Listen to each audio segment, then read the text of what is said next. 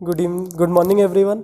I am Saksham Pandey, your physics teacher, and today we are going to continue with our topic radioactivity.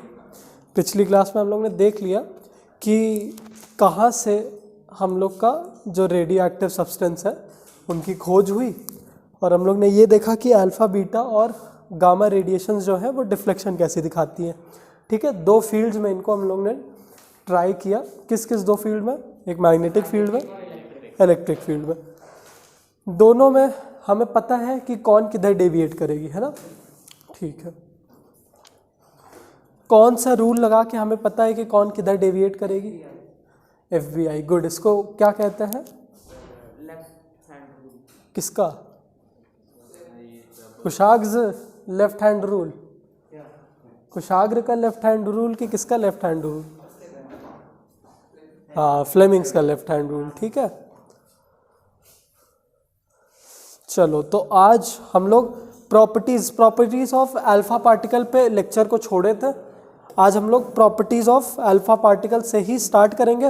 वैसे तो हो चुकी है, पर रिवाइज के लिए फिर से अल्फा बीटा और गामा देखते हैं, और फिर इनका एमिशन पे न्यूक्लियस का होता क्या है वो देखेंगे. लेक्चर 65. यार मेरा तो हाथ ही नहीं चल रहा, इतना ठंडा हो गया. एक तो वैसे मेरी राइटिंग इतनी खराब, प्लस हाथ भी नहीं चल रहा.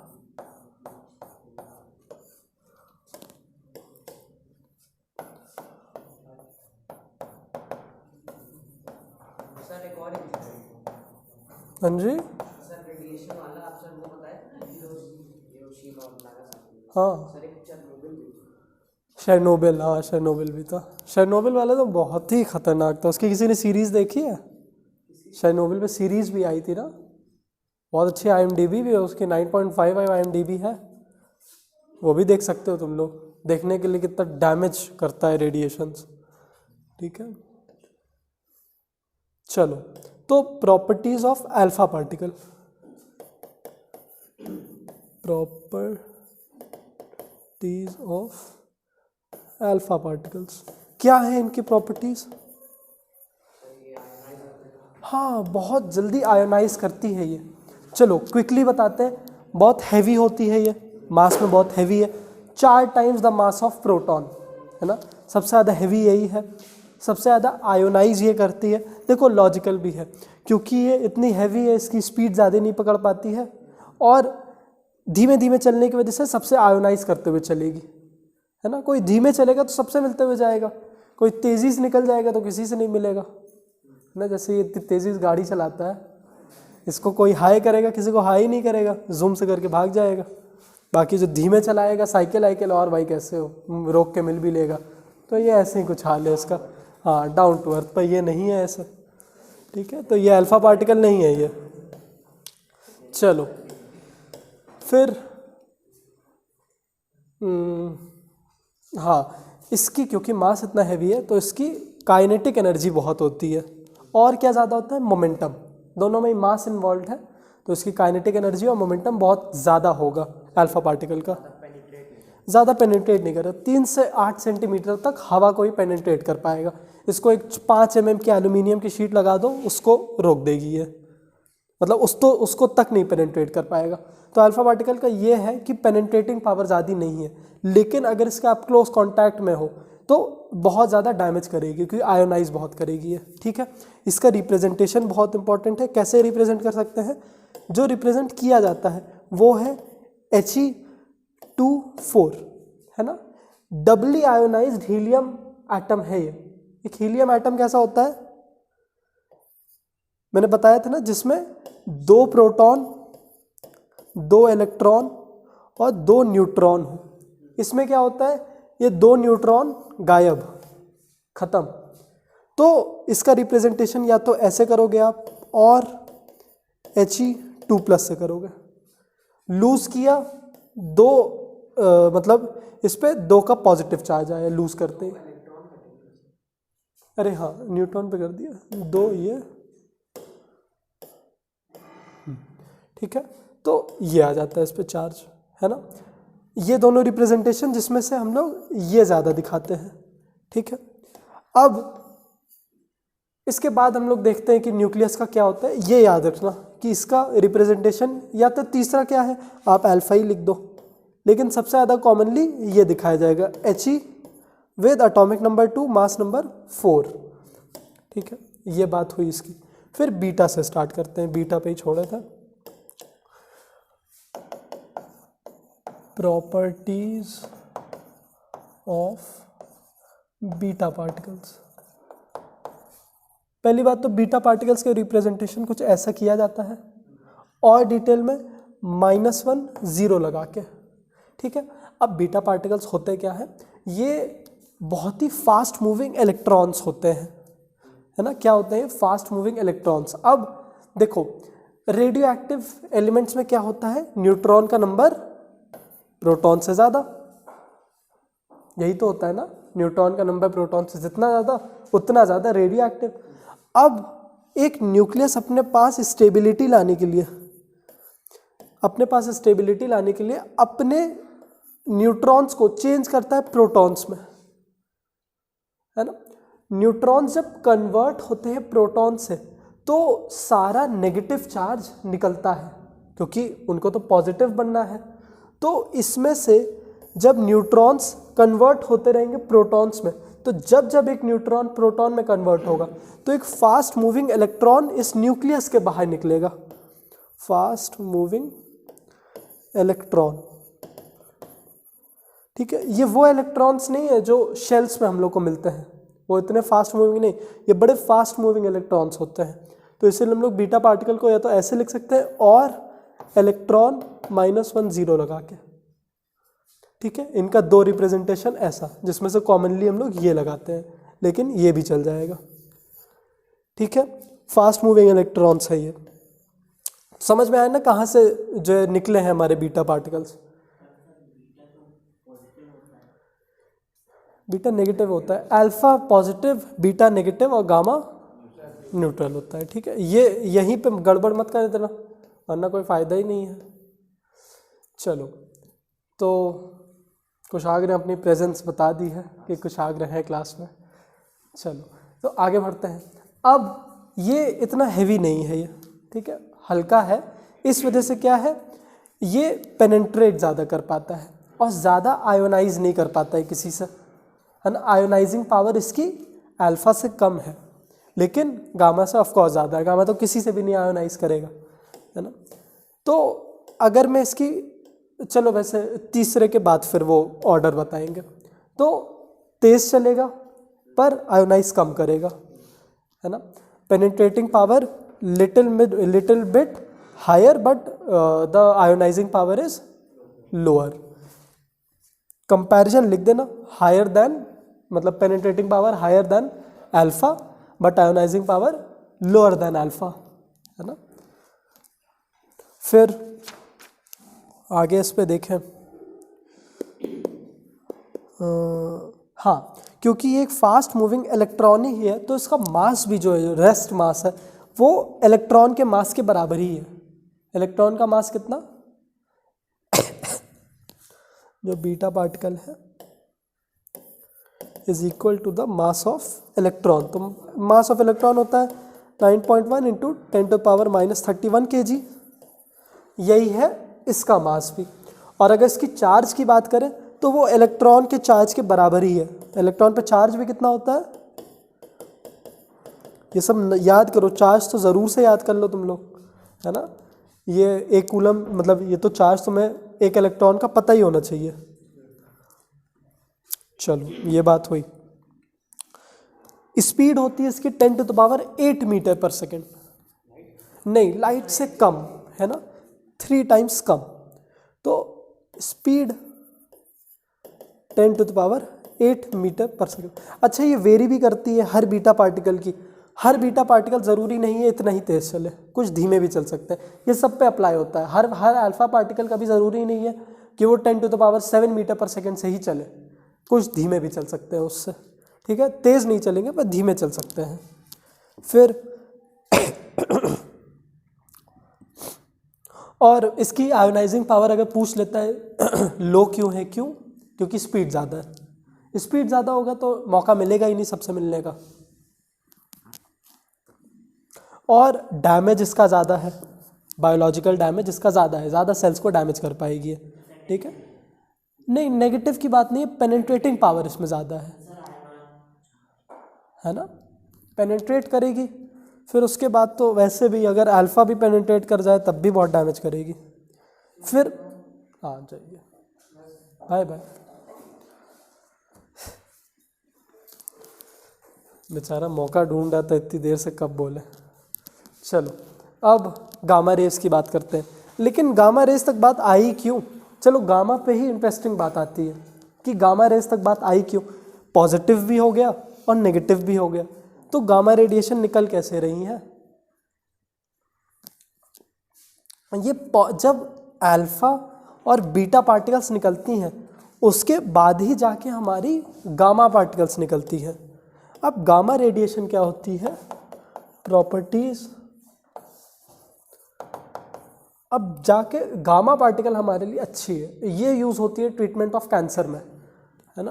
प्रॉपर्टीज ऑफ गामा पार्टिकल्स, है ना। इसका रिप्रेजेंटेशन कैसे होगा? ऐसा, ठीक है, अच्छे से कर देना। और जो बता रहे थे, हाँ अब देखो, एक न्यूक्लियस से हमारा अल्फा पार्टिकल निकला, एक बीटा पार्टिकल निकला, उसके बाद क्या होता है, कोई भी निकले, ये जो न्यूक्लियस होता है ये बड़ी हाई ऑन एनर्जी आ जाता है, इसकी एनर्जी एकदम भर जाती है उसके बाद, है ना। तो ये चाहता है अपनी एनर्जी लूज करना, तो एनर्जी लूज कैसे करता है? By emitting out some radioactive rays. ये रेडियो एक्टिव रेज को बाहर निकालता है, अरे रेडियो एक्टिव रेज बोले, सॉरी, इलेक्ट्रोमैग्नेटिक वेव्स को, इलेक्ट्रोमैग्नेटिक वेव्स। तो ये इलेक्ट्रोमैग्नेटिक वेव्स निकालता है, और यही जो इलेक्ट्रोमैग्नेटिक वेव्स होती है यही हमारे गामा पार्टिकल्स, यही है gamma particle.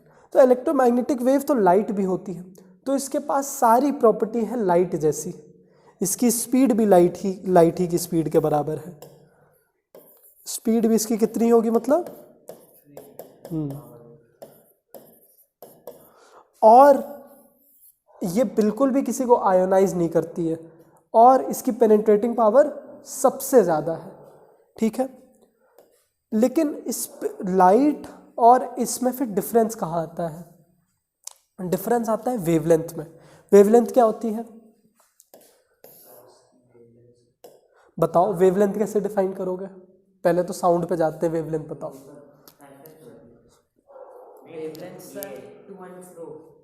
To and fro motion, ठीक है। मतलब एक वेव जितने में कंप्लीट होती है ना, एक वेव जितनी लंबी कंप्लीट हुई वही है उसकी वेवलेंथ, यहाँ से लेकर यहाँ तक। तो इसकी वेवलेंथ बड़ी कम होती है लाइट के कंपैरिजन में, और इसकी वेवलेंथ इतनी कम होती है तो इसकी फ्रीक्वेंसी बहुत ज़्यादा होती है, क्योंकि अगर ये लेंथ कम लेगी तो 1 सेकंड में ज़्यादा वेव बना पाएगी। फ्रीक्वेंसी क्या होता है? The number of waves produced in 1 second, है ना। तो अगर वेव की लेंथ ज़्यादा है तो ऑब्वियस सी बात है ज़्यादा फ्रीक्वेंसी नहीं रख पाएगी वो, क्योंकि इतनी ज़्यादा टाइम तो उतना ही ले रही है। वेव की लेंथ अगर मैंने छोटी बना दी तो 1 ही सेकंड में वो बहुत सारी बना देगी, है ना। फ्रीक्वेंसी ऐसे ही बदल गई। तो ये डिफरेंस आता है इन दोनों में। अगर पूछते हैं कि what is the difference between gamma rays and light, तो डिफरेंस किसका है? वेवलेंथ का। वेवलेंथ कम है, फ्रीक्वेंसी ज़्यादा है ना। ये की पॉइंट्स हैं इसके, तो जो सही लगे वो लिख लो। उसके बाद बड़ी इंपॉर्टेंट चीज़ बताते हैं, और वेवलेंथ की वैल्यू भी अगर लिखनी है, लोएस्ट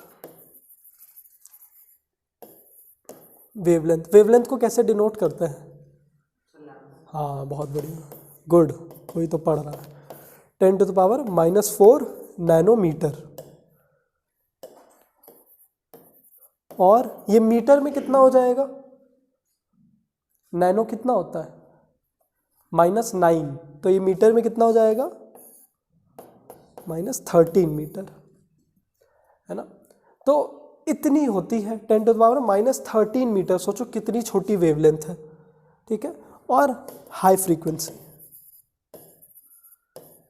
ये दोनों की पॉइंट्स हैं जो इसको लाइट से अलग करते हैं। बाकी इसकी सारी प्रॉपर्टी लाइट से सिमिलर है। हाँ, स्पीड भी लाइट से सिमिलर है। ठीक है, क्या पता पूछ ले similarity between gamma rays and light, तब स्पीड लिख देना, डिफरेंस बिटवीन तो वेवलेंथ लिख देना। लिख लिया? चलो, अब जो एक बहुत इंपॉर्टेंट चीज़ आती है एग्जाम में, वो ये है कि आप बताओ आयोनाइजिंग पावर का ऑर्डर।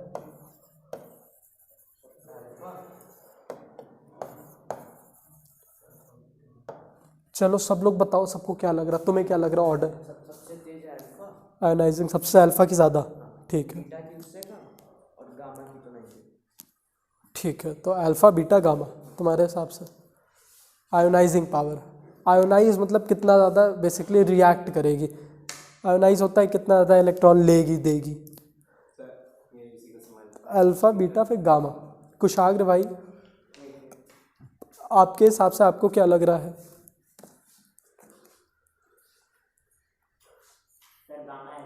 Gamma alpha beta.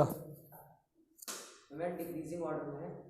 नहीं नहीं, आप लोग मतलब एक डिसेंडिंग ऑर्डर में ही बताओ, सबसे ज़्यादा कम सबसे कम वैसे। ठीक है, चलो आप बताइए सबसे ज़्यादा। गामा अल्फा बीटा, आप बताइए। अल्फा गामा बीटा, पहले इंसान है जिन्होंने गामा को बीच में रखा है। गामा को कभी बीच में मत रखना, सबसे बीच में तो बीटा ही आएगा। ठीक है, सबसे ज़्यादा आयोनाइज करेगा हमारा अल्फा पार्टिकल, है ना। मैंने बोला था हाईएस्ट आयोनाइजिंग, क्योंकि स्पीड बड़ी कम है, सबसे आयोनाइज करेगी सबसे ज़्यादा। फिर करेगा बीटा, है ना, बीटा, फिर करेगा गामा। तो कौन कौन सा ही हुआ? प्रक्षत और हमारे आयुष भाई। ठीक है, आप तो खास का ध्यान दीजिए भाई। ठीक है, गामा को बीच में रखें। चलो, अब हंस रहे हैं, मतलब बेशर्मी देखिए, खुद गलत बोल के हंस रहे हैं दूसरे पे। पेनिट्रेटिंग पावर की बात करते हैं। चलो पेनिट्रेटिंग पावर सब सही बता देना।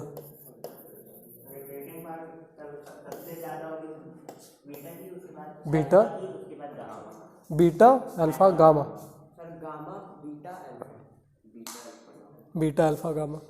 भाई अवरल, पेनिट्रेटिंग पावर बताइए।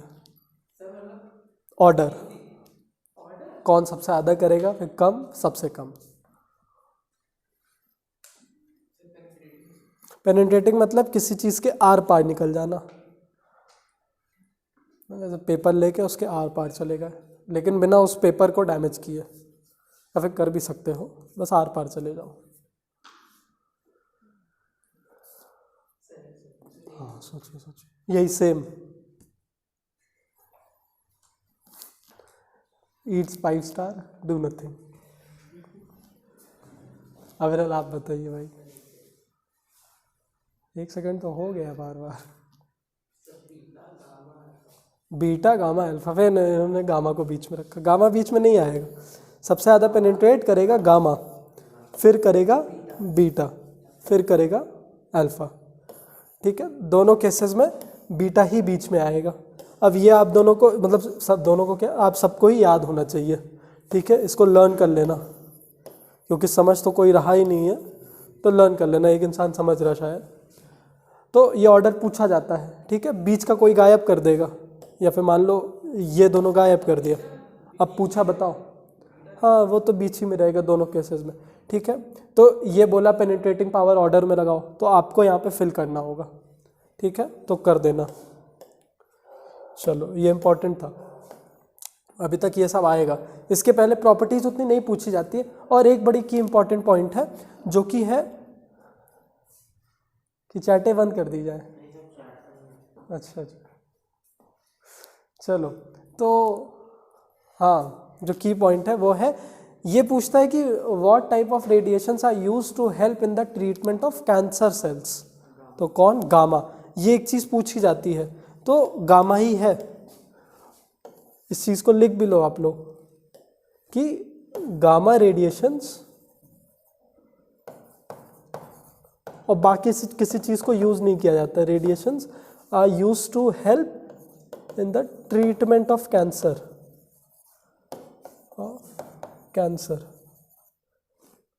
ठीक है। इतनी बात हुई है अभी तक प्रॉपर्टीज़ में। चलो अब इसके बाद हम लोग देखते हैं कि न्यूक्लियस का क्या हाल होता है ना। प्रॉपर्टीज सारी हो गई, कुछ मिस तो नहीं हुआ है।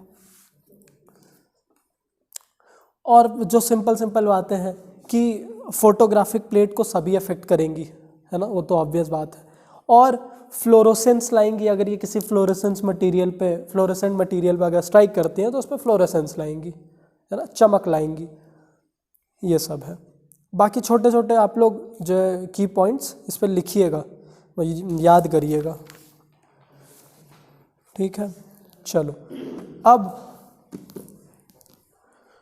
दूसरी चीज़ पे आते हैं, जो है changes with in the nucleus in alpha beta and gamma emission. ठीक है, न्यूक्लियस में क्या चेंज आएगा जब एमिशन होगा अल्फा या फिर बीटा या फिर गामा का, है ना। तो सबसे पहले अल्फा पे देखते हैं, changes with in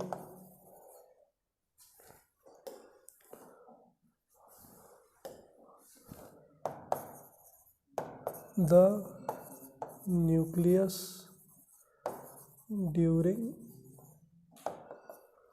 alpha emission।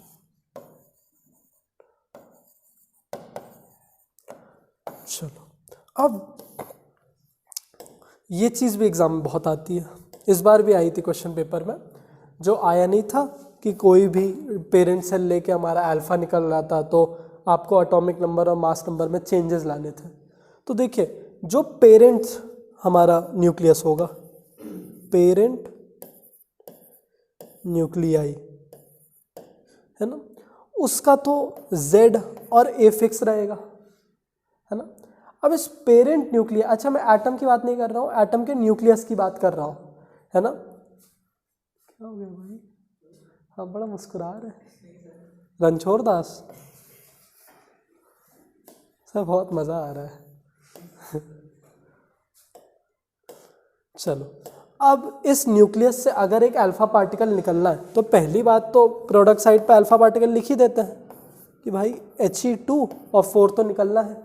अब देखो यहाँ पे law of conservation of mass को सेटिस्फाई करना है, तो 2 प्रोटॉन तो इसने ले लिया, तो हमें Z में से 2 तो निकालना होगा और मास नंबर को भी 4 से कम करना होगा।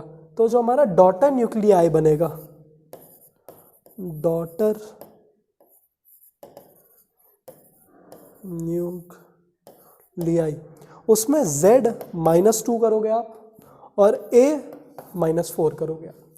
तो ये चीज़ आपको आनी चाहिए कि अगर अल्फा का एमिशन होता है तो हमें क्या खिलवाड़ करना है डॉटर न्यूक्लियाई के एटॉमिक और मास नंबर से। नहीं, ये तो अल्फा पार्टिकल है, साथ में नहीं निकल सकता कुछ भी। ये गामा क्यों लग रहा है, ये वाई है, वाई।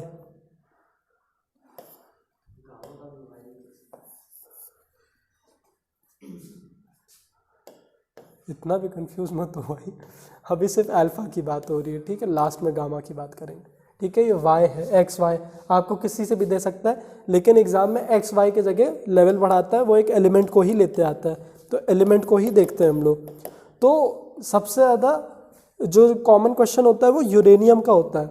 यूरेनियम का एटॉमिक नंबर 92 और मास नंबर 238, इसमें से निकलेगा हमारा अल्फा पार्टिकल। अच्छा सिर्फ इतना दे देगा क्वेश्चन पेपर में, सिर्फ इतना है, लिखेगा कि show the effect on uranium nucleus after the emission of helium, after the emission of alpha particles.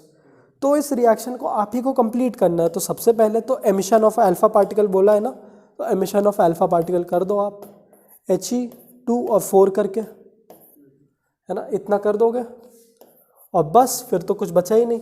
फिर जो भी आएगा हमें 92 से ये हटा देना है, मतलब उसका एटॉमिक नंबर 90 हो जाएगा और मास नंबर 234, तो ये हो जाता है हमारा थोरियम, ठीक है। एटॉमिक नंबर एक एलिमेंट का फिक्स रहता है ना, तो 2 यूरेनियम का ही 90 नहीं हो सकता है, तो ये हो जाता है थोरियम, और ये यूरेनियम। तो ये क्वेश्चन बहुत पूछा जाता है, शायद इस बार ये आया भी था ना, यूरेनियम वाला क्वेश्चन। इजी बहुत होता है, ये कुछ करना नहीं है, ठीक है, अगर समझ में आ रहा है सब कुछ।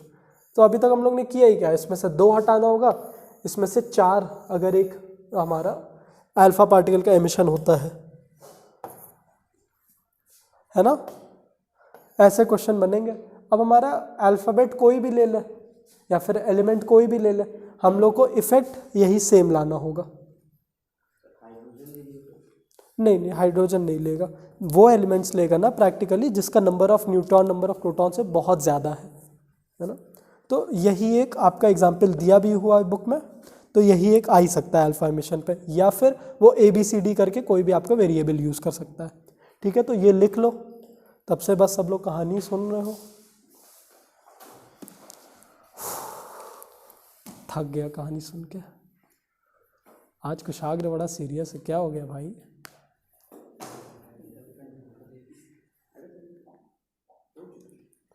क्या ये?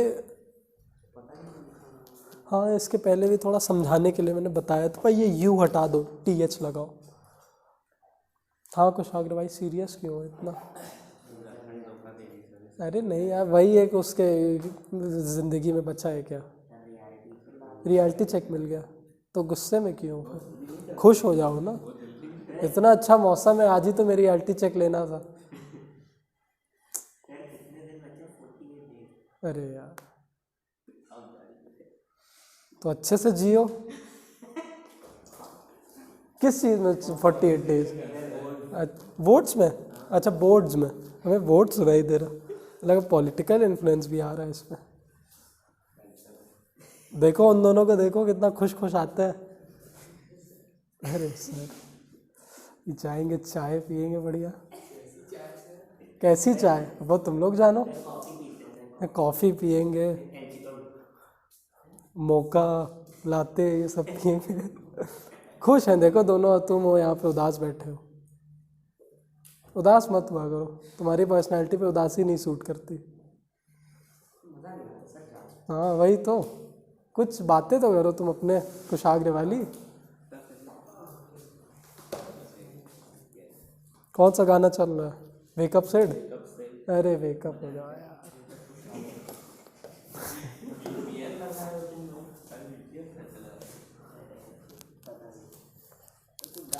चलो करने दो यार,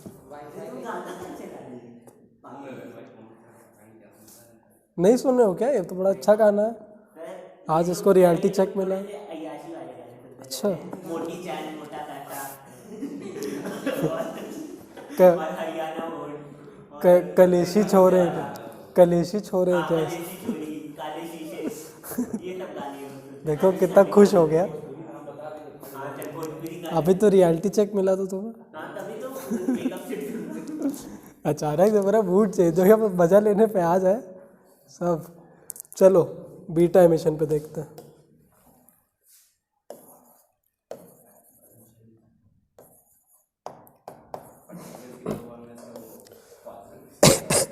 देखो बीटा एमिशन में क्या होगा, हमारे न्यूट्रॉन चेंज होगा ना प्रोटॉन में, तो आप लिख दोगे न्यूट्रॉन जो कि प्रोटॉन में चेंज हो रहा है और साथ में बीटा एमिशन कर रहा है। अब बीटा एमिशन दिखाते ही हम लोग -1 और 0 से, ठीक है। तो यहाँ -1 है तो यहाँ +1 होगा कंजर्वेशन दिखाने के लिए, है ना, और यहाँ पे 1 रहेगा, ठीक है। हाँ क्या चीज़? तो ये 0 है और ये 1 है। अब सब बराबर दिख रहा है ना। तो ये होती है हमारी न्यूक्लियस का हाल जब एक बीटा पार्टिकल एमिट होता है या फिर फास्ट मूविंग इलेक्ट्रॉन एमिट होता है। तो देखो जब न्यूट्रॉन चेंज हो रहा है प्रोटॉन में, तो एक फास्ट मूविंग इलेक्ट्रॉन बाहर निकाल रहा है ना। और law of conservation of mass को हम लोग ने सेटिस्फाई भी किया है ना। लेकिन यहाँ पे एक चीज़ नहीं सेटिस्फाई हो पाती है, जो कि है लॉ ऑफ लीनियर मोमेंटम, मतलब मोमेंटम नहीं सेटिस्फाई हो पाती है, ठीक है। तो उसके लिए हम लोग एक और यहाँ पे चीज़ ऐड करते हैं जिसका नाम होता है एंटी न्यूट्रियन, ठीक है, जिसका नाम होता है एंटी न्यूट्रियन टू। हाँ, ये क्वेश्चन पूछता भी है व्हाई डू वी ऐड। पहली बात तो बोलेगा व्हाट शुड वी ऐड, अब बोलोगे एंटी न्यूट्रियन, फिर बोलेगा व्हाई डू वी ऐड, तो बोलेगा to satisfy the law of conservation of linear momentum, है ना, लीनियर मोमेंटम को सेटिस्फाई करने के लिए। तो ये हम लोग ऐड करते हैं। लेकिन अगर जो है नहीं पूछा है तो अगर आप एंटी न्यूट्रियन नहीं भी लगाते हो तब भी मिल जाना चाहिए मार्क्स, ठीक है। देखो बुक में दिया हुआ है साइन, बस एक वी पे ऊपर डैश लगाना है। तो anti neutrino, sorry anti nutrient नहीं, एंटी न्यूट्रिनो।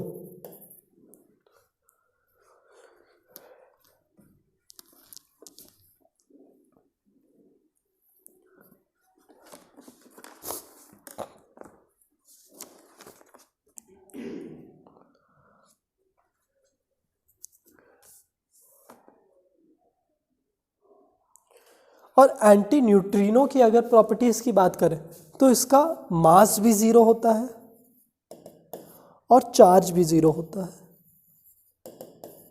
ठीक है। तो इसलिए एटॉमिक, ये mass, law of conservation of mass को नहीं छेड़ता है कभी।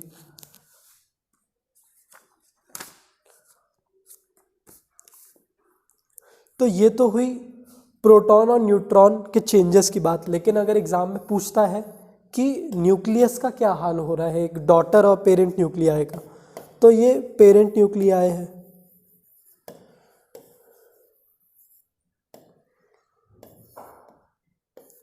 ठीक है। यहाँ पे वो डॉटर न्यूक्लियाई बनेगा,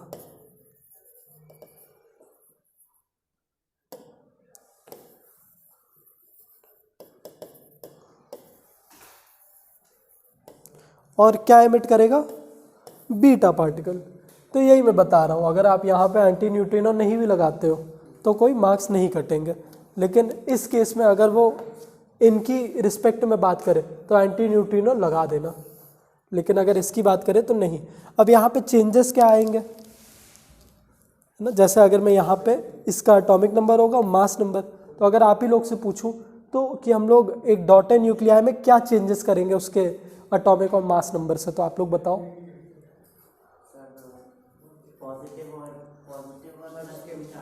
मास में कुछ नहीं करेंगे, तो मास एज इट इज लिख दे ए, हाँ और सर उसका एटॉमिक नंबर प्लस होगा। हाँ, वेरी गुड, ठीक है। तो इस पे हम लोग क्या करेंगे, -1 और 0, है ना। तो ये भी लिख सकते हो, और क्या लिख सकते हो आप, एक इलेक्ट्रॉन E1 0, ठीक है। लेकिन यही लिखा जाता है ज़्यादातर, तो उसको मैं मिटा दे रहा हूँ कि कोई कन्फ्यूजन ना हो। लेकिन एग्जाम में अगर E- भी देता है तो समझ जाना वो बीटा पार्टिकल ही है। और क्वेश्चन पेपर में बताता भी है कि एक बीटा पार्टिकल एमिट हो रहा है, अब आप बताओ एटॉमिक नंबर और मास नंबर में क्या चेंजेस होंगे। तो ये सारे चेंजेस होते हैं, ठीक है। अब एक हम लोग एग्जाम्पल करते हैं कोई एलिमेंट लेके, मान लीजिए हम लोग लेते हैं कार्बन। अच्छा चलो, मैंने बोला कि क्वेश्चन अगर ऐसे भी पूछ लिया कि carbon is emitting out beta particles, show the reaction, तो आप लोग दिखाओ। Carbon is emitting out beta particles, show the reaction. Anti neutrino मत निकालो, अगर निकाल भी लेते हो तो उससे कोई फर्क नहीं आएगा रिएक्शन में, सब कुछ सेम ही चलेगा। एक ही एलिमेंट का दो, सब कुछ सही है प्रतिशत, लेकिन एक ही एलिमेंट का हाँ कुछ और होगा। याद करो किसका 14 और 7 होता है, नहीं सर नाइट्रोजन का, हाँ, तो N लिख दो वहाँ पे, ठीक है, यही है रिएक्शन। हाँ हाँ हो जाएगा। तो क्या बना सबका, कुशाग्र भाई आप भी बताइए। बड़ी तेजी से इन्होंने देखा कॉपी में, लेकिन थोड़ी दूरी बढ़ गई।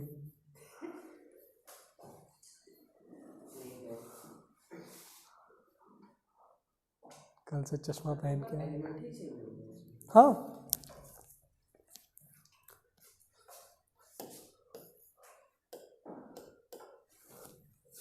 तो C614 हमारा यहाँ पे N714 बीटा पार्टिकल निकाला ये, ठीक है। इसी में बोल रहा हूँ अगर लगाना है तो लगा भी सकते हो, नहीं लगाना तो मत भी लगाओ, एंटी न्यूट्रिनो, ठीक है। ये बात हुई, इतना क्लियर हुआ, ठीक है। अब एक एग्जाम्पल इसमें दिया नहीं है लेकिन मैं पीछे एक्सरसाइज को देख रहा था, तो सोडियम और मैग्नीशियम के, अरे मैग्नीशियम नहीं बोलना था, सोडियम का एग्जाम्पल लेके बीटा पार्टिकल निकाला है, जिसमें सोडियम का एक मास नंबर 24 लिया है 23 की जगह, Na1124, इसमें से एक बीटा पार्टिकल निकला है, तो बीटा पार्टिकल निकाल देते हैं, -1 0, तो यहाँ पे ऐड करना होगा, तो कुछ ऐसा आएगा जिसमें 12 और 24 हो, मैग्नीशियम, ठीक है। तो ये एक रिएक्शन है जो एक्सरसाइज में, तो ऐसे रिएक्शन दिया रहेगा। अब इसमें क्या पता इसको खाली छोड़ दे पूरा कि बताओ, और यहाँ पे एक डैश लगा दे, बोल दे कंप्लीट द रिएक्शन, तो आपको बाकी सारा काम करना है, आपको एलिमेंट भी पता होना चाहिए। तो देखा जाए तो गिने चुने तो रिएक्शन है बुक में, उसके बाहर कुछ दे नहीं सकता है। नहीं, वो अल्फा में होता है, बीटा में ऊपर कुछ नहीं होता, नीचे एक प्लस हो जाता है बल्कि। हाँ, अगर आप ये देख के समझ जाओ ना तो खुद ही सब समझ में आ जाएगा कि लॉ ऑफ कंजर्वेशन लगाओ ना, यहाँ पे -1 हो रहा है, तो यहाँ पे +1 करेंगे तभी तो कोई चेंज नहीं आएगा। जैसा अल्फा में क्या हो रहा था, ये 2 ले जा रहा था, 2 और 4, 2 ले जा रहा था तो इसमें से 2 माइनस कर दे रहे थे कि 2 इसने लिया, 4 ये ले जा रहा था तो 4 न्यूक्लियॉन्स माइनस कर दिए इससे, ठीक है। तो समझ के करो तो और अच्छी बात है, याद भी करना है तो कर लो, ठीक है। चलो, ये हुई बीटा पार्टिकल की बात। अब गामा एमिशन की बात करके क्लास को ख़त्म करते हैं, ठीक है।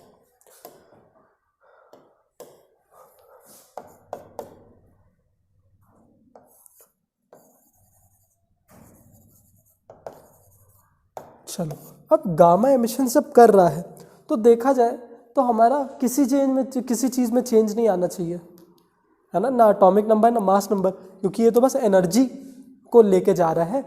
तो जब कोई रिएक्शन होगा, कोई अल्फा या बीटा पार्टिकल कुछ भी रैंडमली निकला, तो जो पेरेंट न्यूक्लियाई हो जाएगा, पेरेंट न्यूक्लियाई, ये बड़ा ही एक्साइटेड रहेगा, है ना, हाई ऑफ एनर्जी।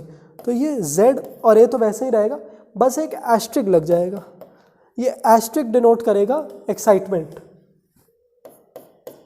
है ना, मल्टीप्लिकेशन नहीं, एक्साइटमेंट डिनोट करेगा ये, हाँ एनर्जी डिनोट करेगा। तो जितना नंबर ऑफ एस्ट्रिक उतने नंबर ऑफ गामा पार्टिकल्स निकलेंगे इसकी एक्साइटमेंट को कम करने के लिए।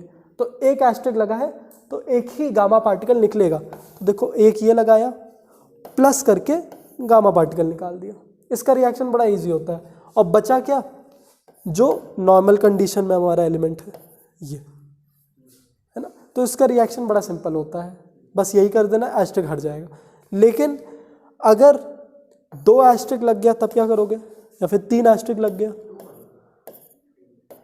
ये, तो इसमें हम लोग एक साथ ही 2 गामा नहीं निकाल सकते, 2 बार रिएक्शन लिखना होगा एक एक करके। तो ये Z और A और एक ही गामा निकला तो अभी भी एक लगा हुआ है। फिर दूसरे वाले में Z A एस्ट्रिक, अब ये जाके सिंपल हो गया ये और ये। नहीं लगा सकते आप, आपकी मर्जी नहीं चलेगी ना। हाँ, मन कर रहा है सर कर देते हैं आज। चलो, तो ये बात हुई, ये सारे न्यूक्लियस में चेंजेस आएंगे, इन्हीं पे बेस्ड क्वेश्चन आते हैं, जैसे इस बार आए थे।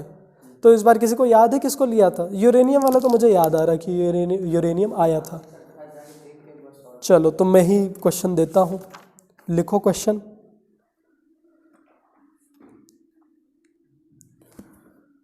पहला क्वेश्चन तो एक मैं देता हूँ पिछली क्लास के रिवीजन के लिए।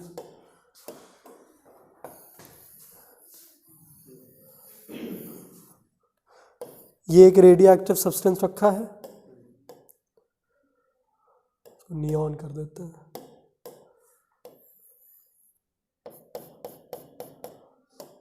और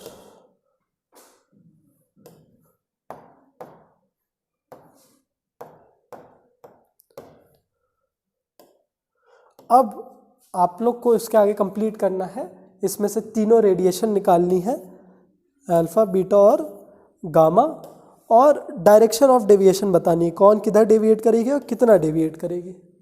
चलो बताओ, कॉपी पे करना पड़ेगा ये आपको। फ्लेमिंग का लेफ्ट हैंड रूल लगा के करो। ये डॉट सबको दिख रहा है ना, डॉट है, डॉट का मतलब मैग्नेटिक फील्ड बाहर आ रही बेटा, बाहर। एरो वाला एग्जांपल याद रखा करो, एरो तुम्हारी तरफ आएगी तो क्या दिखेगा, डॉट, और झुक जाना।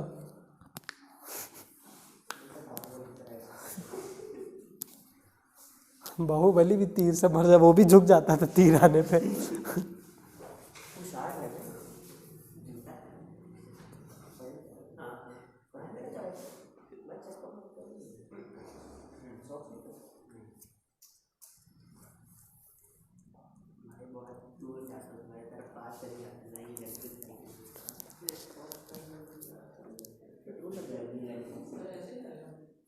कैसे?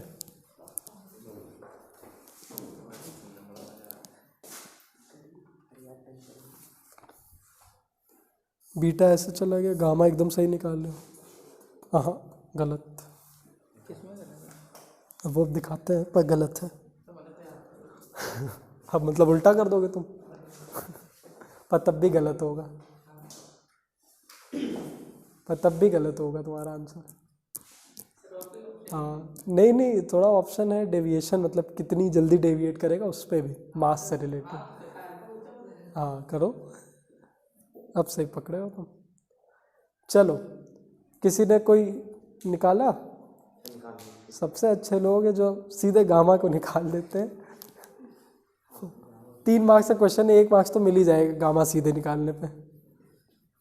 क्यों भाई, इतना सीरियस क्यों?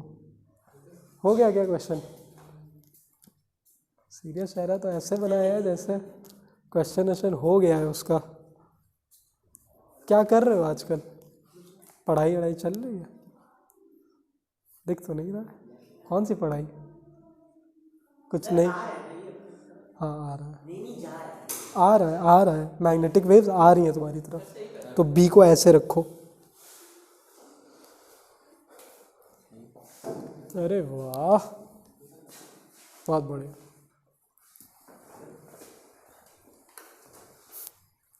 उसकी तो पूरा नाम कौन देगा भाई, कौन सी क्या है?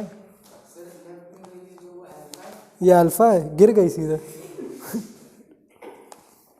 ठीक है, अल्फा है, गिर गई। बीटा मास ज़्यादा है ना, फिर बीटा है। नहीं गलत है, तुम्हारा सही है। हाँ तुम्हारा भी सही है, सही है। अल्फा इधर, बीटा इधर, ठीक। तो ठीक है, अल्फा ऐसे गई, अरे गामा ऐसे गई है, अल्फा ऐसे और बीटा ऐसे।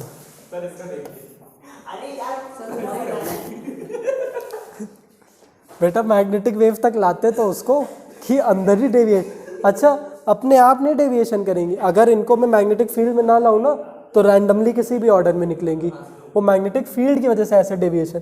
तो अगर किसी क्वेश्चन में मैग्नेटिक फील्ड है ही नहीं तो रैंडमली कहीं भी निकलेंगी। ठीक है, तो इसलिए मैग्नेटिक फील्ड पे ध्यान देना। चलो ये तो एक उसका क्वेश्चन हुआ, और बस अब कंप्लीट वाला रिएक्शन कर दो जिसमें कुछ एलिमेंट दे रहा है उसको कंप्लीट करना तुम लोग। चलो, कि घर पे तो तुम लोग लगाते नहीं हो कुछ। तो पहला है पी एक्स ए क्यू बीटा -1 0, इसको करो।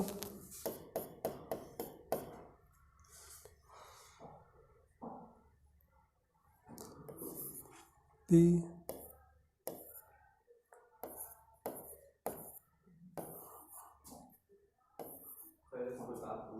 क्या हो गया? रिएक्शन कंप्लीट करना है।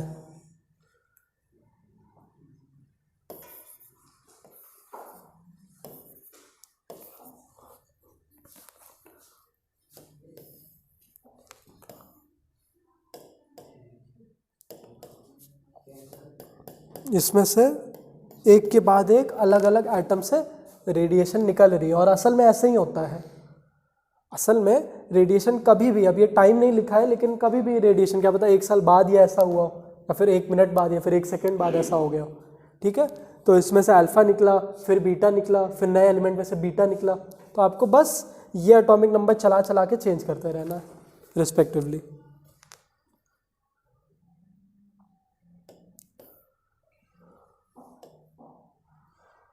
और एक ये थर्ड वाला आपका होमवर्क है।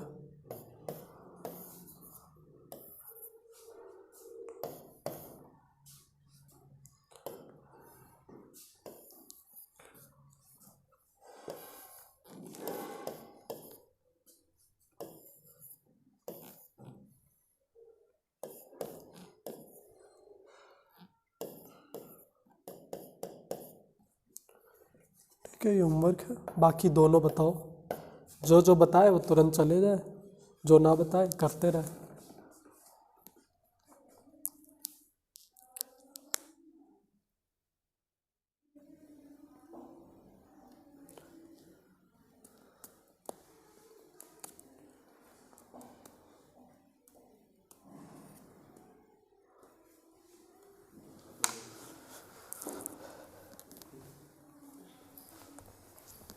पहला वाला सही है।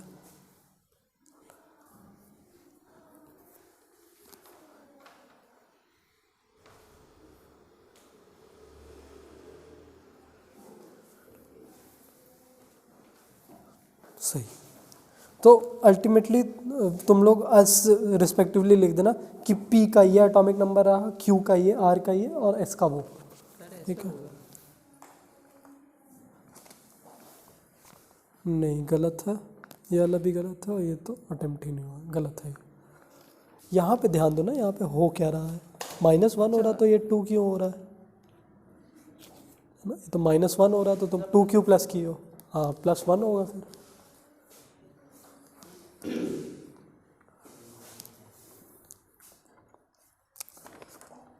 अगली क्लास में न्यूक्लियर फ्यूजन और फिजन करके चैप्टर ख़त्म कर देंगे। फिर याद रखो 15 तारीख से हम लोग रिवीजन नहीं, अब सीधे क्वेश्चन पेपर लगाएंगे। तो 3 घंटे के लिए बुलाऊंगा 15th को क्या है, और उतने तक फिर अभी से लेके 15 तक तुम लोग को मस्ती नहीं करनी है, पढ़ना है पूरा अच्छे से। रियलिटी चेक तो मिल ही चुका है। नहीं 15 को तो मंडे है, 15 को तो अपनी क्लास ही नहीं है। हम लोग 13 को कर लें, 13 सैटरडे है, लोहरी है। कोई एब्सेंट नहीं होगा भाई, 5 चाहिए मुझे, घर पे कॉल जाएगा वरना। 3 घंटे की क्लास होगी। तो दिन के टाइम ही रखेंगे। ठीक है, सैटरडे को भी तुम लोग की रहती है, तो संडे को कर ले, संडे को कर ले। दूसरी मैथ्स वाली तुम लोग को डिस्टर्ब ना हो तो संडे को कर ले।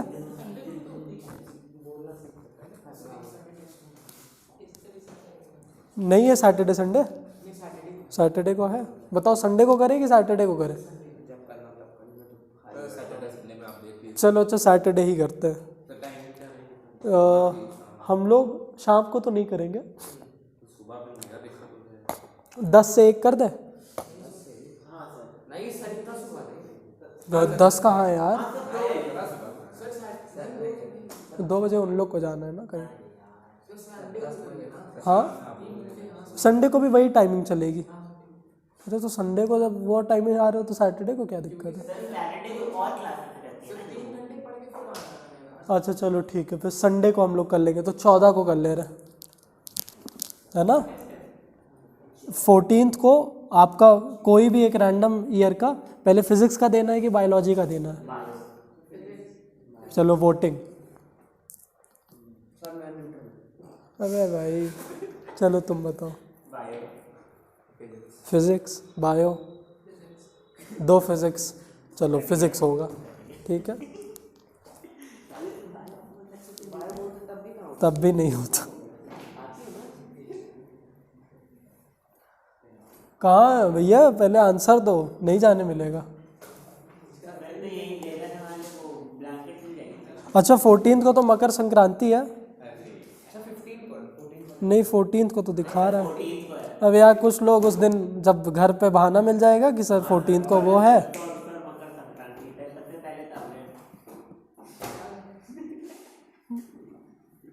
12 को, अरे यार 13 को ही करते हैं। अब बोर्ड्स है बगल में, सैटरडे को ही करो। 10 से 1 नहीं सूट करेगी तुम्हें? सही है सही है। अब बोर्ड्स है बगल में, अब थोड़ा नींद को अलग करो भाई। हाँ सैटरडे ठीक है, सैटरडे 13 तारीख को 10 से 1 है। कहाँ? बैठ जा बेटा, नहीं जाने मिलेगा। नहीं नहीं बैठो। घर पे तुम कुछ करोगे फ़ोन चलाने के अलावा? जल्दी जल्दी बताओ, इसका क्या हाल हुआ है? क्या हुआ पहले वाला?